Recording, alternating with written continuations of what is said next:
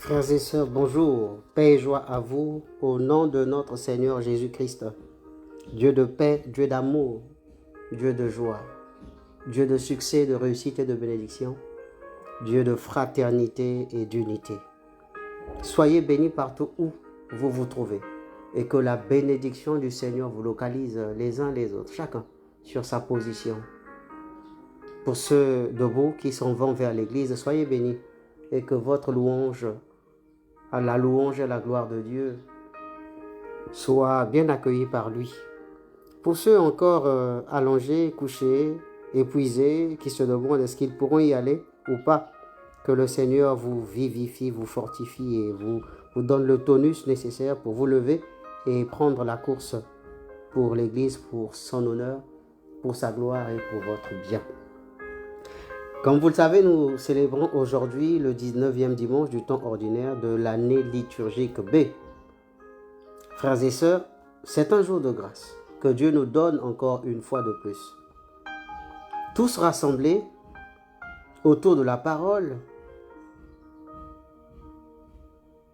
nous nous proposons, ou sinon je vous propose de méditer sur le thème de la providence divine, une réponse fiable aux incertitudes de l'homme. Les textes que nous avons entendus, 1 Roi, chapitre 19, versets 4 à 8, psaume 83, la lettre aux Éphésiens au chapitre 4, verset 30, plus les versets 5, plus le chapitre 2, plus le chapitre 5, verset 2, et enfin l'évangile de Jean, au chapitre 6, versets 41 à 51. Ces textes nous réorientent sur le chemin de la confiance en Dieu, même au milieu des tempêtes de la vie. Cependant, divine providence ou providence divine, qu'est-ce que cela veut dire? En effet, la providence divine est le moyen au travers duquel Dieu régit toutes choses dans l'univers. Selon la doctrine de la providence divine, ou selon l'esprit même de la divine providence, Dieu exerce une maîtrise parfaite sur toutes choses. Il a le contrôle de tout, de l'univers dans son ensemble. Confère psaume 103 au verset 19. Sur le monde physique, l'évangile de Matthieu chapitre 5 verset 45. Dans les affaires des nations, les affaires publiques, les affaires d'État, de politique, le psaume 66, le verset 7. De la naissance à la destinée, c'est-à-dire à l'avenir de l'homme, au destin de l'homme. Nous pouvons toujours consulter la lettre aux Galates, chapitre 1, verset 15. Dans les succès, les échecs des hommes, dans la vie de chaque jour, Luc, chapitre 1, verset 52. Et aussi, pour ce qui est de la protection de son peuple, au psaume 4, verset 8. Cette doctrine, cette perspective de la divine providence est en contradiction totale avec l'idée selon laquelle l'univers serait régi par le hasard ou, entre griffes, le destin. On entend souvent les gens dire « Ah, c'était son destin, c'est mon destin, c'est le destin, c'est le karma pour certains. » En fait, tout est providence. Et ça a été l'œuvre et le fruit de la providence divine. En bien comme en mal, épreuve comme succès, c'est le résultat de la providence divine. L'objectif ou le dessein de la divine providence est de faciliter l'homme de réaliser la volonté de Dieu. Pour s'assurer que ces objectifs sont atteints, Dieu bien sûr, il régit les affaires des hommes et agit à travers l'ordre naturel, anticipe quelquefois nos pas et nos actes, nos pensées, nos faits et gestes pour éviter que nous nous retrouvions dans des situations catastrophiques où il serait pour lui difficile de nous repêcher. Alors, il joue sur des tendances en disposant les choses les plus aisées aux plus difficiles. Tout pour notre bonheur, pour nous prévenir, pour nous arrêter, pour nous convertir, pour nous encourager et nous soutenir dans chaque élan de notre vie. La providence divine peut être succinctement résumée par la charité de Dieu envers l'homme, une charité éternelle qui, selon sa volonté, a tout ordonné pour les hommes, pour qu'ils soient heureux ou pour qu'il les sauve. Mais il n'est en aucun cas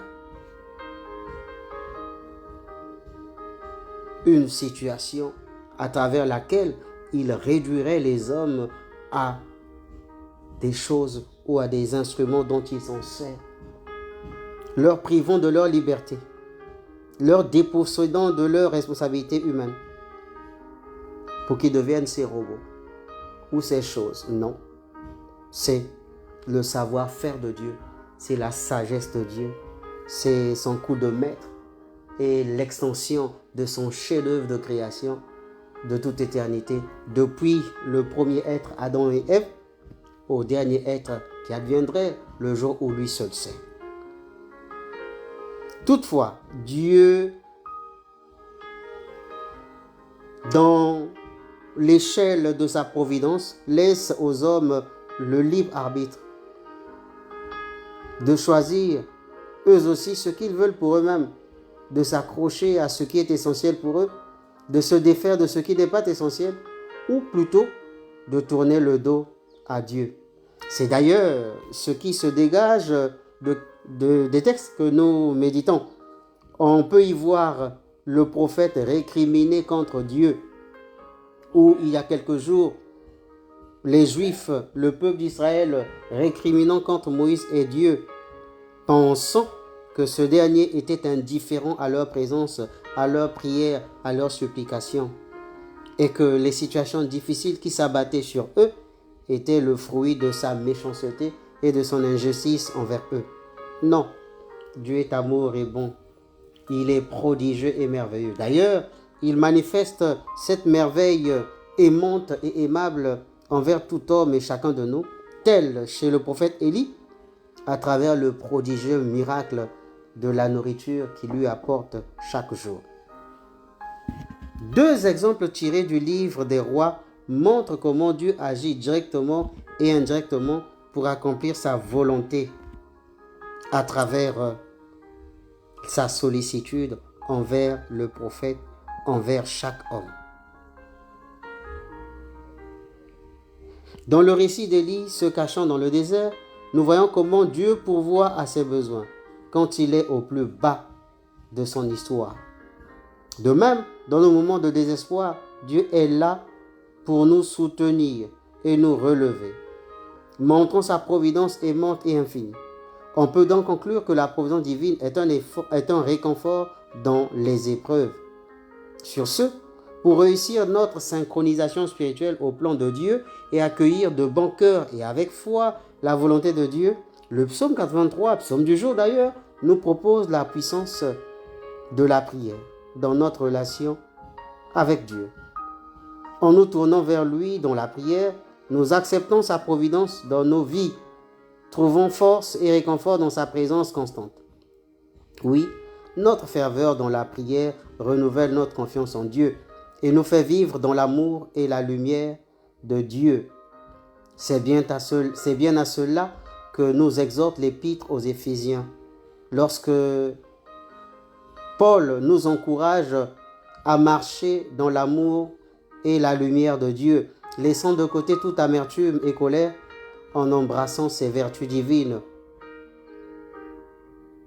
Tendresse, patience, persévérance, foi, prière, réconciliation, douceur. Nous nous ouvrons davantage à la providence de Dieu et à ses plans pour nous. Certes, ce pèlerinage de foi reste complexe et difficile pour l'homme en général, mais pour le fidèle du Christ, qu'on appelle aussi le chrétien, tout est possible. Le seul secret, c'est de savoir se ravitailler au bon menu, le repas des anges, le pain de vie, c'est-à-dire le corps et le sang du Christ, comme un complément alimentaire nécessaire, utile ou fondamental aux côtés du nutriment de la parole de Dieu.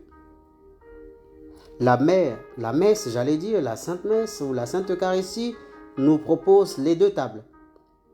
En premier, la table du pain, de la parole, Et en second, la table du pain eucharistique. Dans l'évangile de Jean, Jésus s'offre à nous dans la figure du pain de vie, laquelle est capable de nous assurer la vie éternelle. En nous approchant de lui et en méditant sur sa parole, nous trouvons guidance et force pour affronter les incertitudes de la vie.